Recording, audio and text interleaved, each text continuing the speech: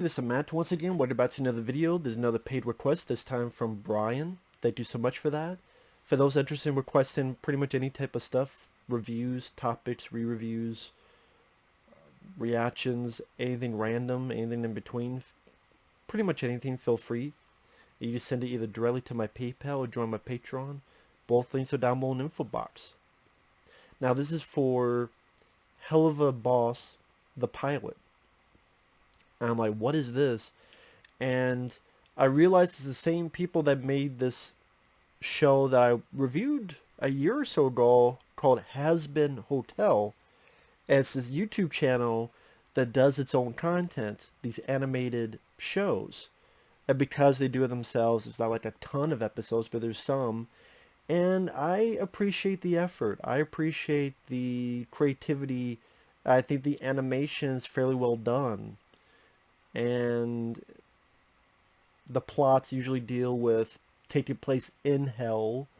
And you have about 4 or so characters. You have the boss, whose name is Blitz. You have this husband and wife called Moxie and Millie. You have this white wolf, this receptionist called Luna. And pretty much they have this business called Imp, Immediate Murder Professionals. Hire us, we'll kill everybody you want. Kids are free. And while the structure seems a bit all over the place, it just seemed, I don't want to say random, but it seemed like, because it's only 13, 14 minutes, so it's not too long. It's almost going like a rapid fire pace.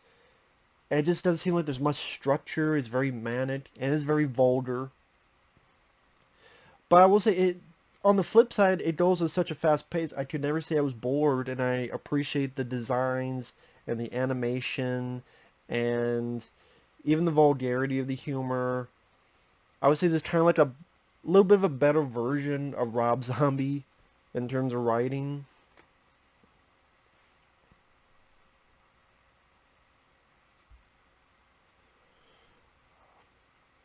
And there's a couple of lines I thought were rather witty. Like they make this jingle and they say, well, it's a super fun jingle. It's a fun distraction when advertisements spitting out bullshit. Just something about that line made me chuckle.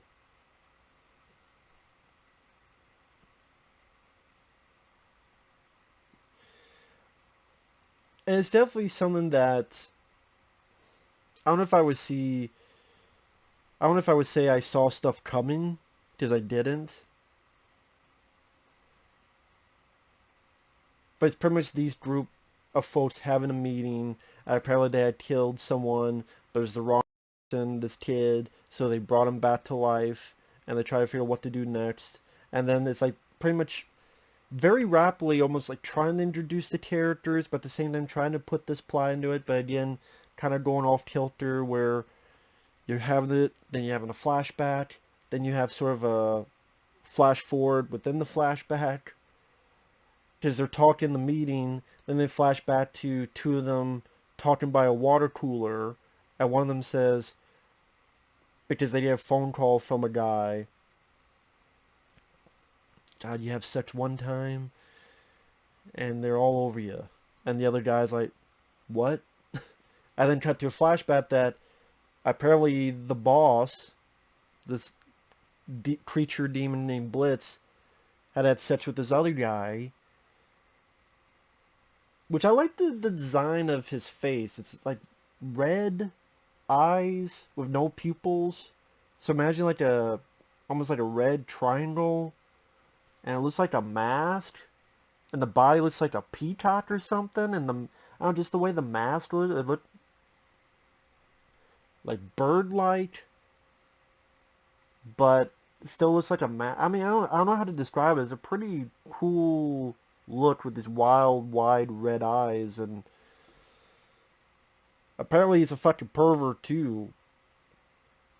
Because when he calls the boss later, he's talking about how I want you to do this job for me because I'm bored, and when I'm bored I get hungry, and then says a bunch of stuff, but it's all bleeped out, and you do get the idea. Granted, I don't know what that would sound uncensored, but again, it was one of those things that I can't really say I saw coming. So I'm kind of like sitting there going, but then the boss hears this on the phone, takes the phone, puts it like a blender, then pounds it. And the humor does go a bit too far, like trying to be so vulgar it's funny. Like he says, you take this after destroying the phone and then incinerating it, put it in the blender. He's like, I want you to eat it. Telling the wolf, I want you to eat it.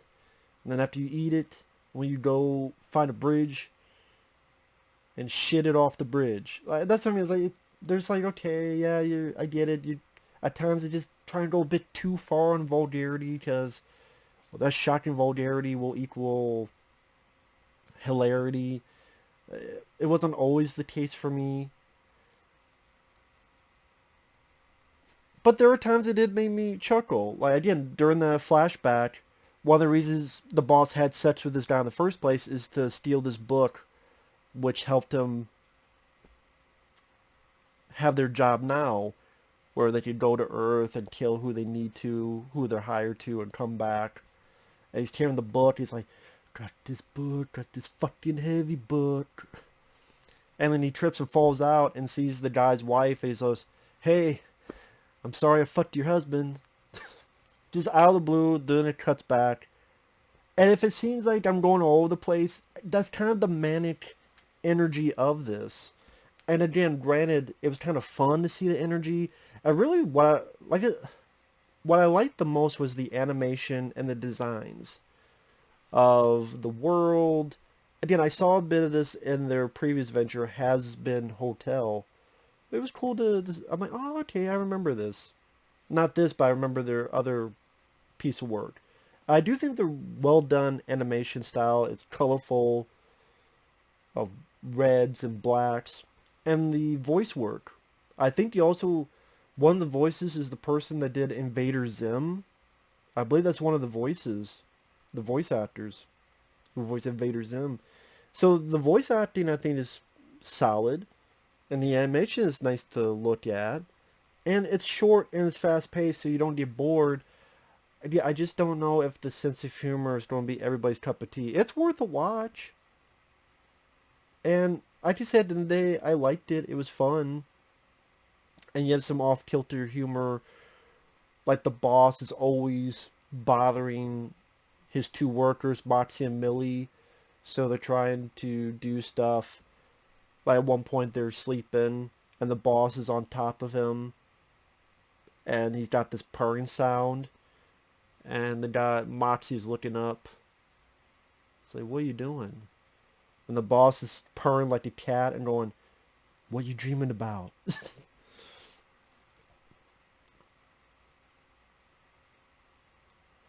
Or when they're trying to save the kid and they bring it to a human hospital and the doctor's like, what's your insurance? And the guy's like, the fuck is insurance? And they throw him out. Like, again, there are moments that did make me chuckle. And I appreciate the designs, the animation, the voice work. And like, it's very manic. Structure, not a whole lot of that.